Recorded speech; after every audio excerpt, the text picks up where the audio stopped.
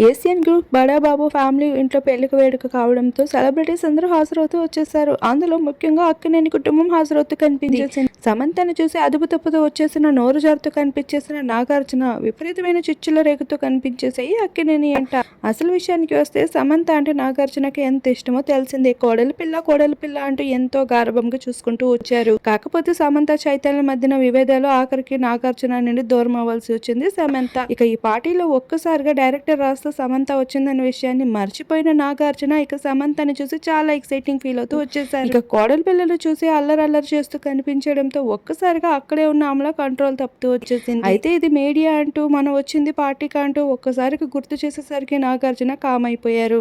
కానీ ఆ విజువల్స్ అన్నిటినీ కూడా మీడియా వాళ్ళు బాగా క్యాప్చర్ చేసి స్టోర్ చేస్తూ వచ్చేసారు.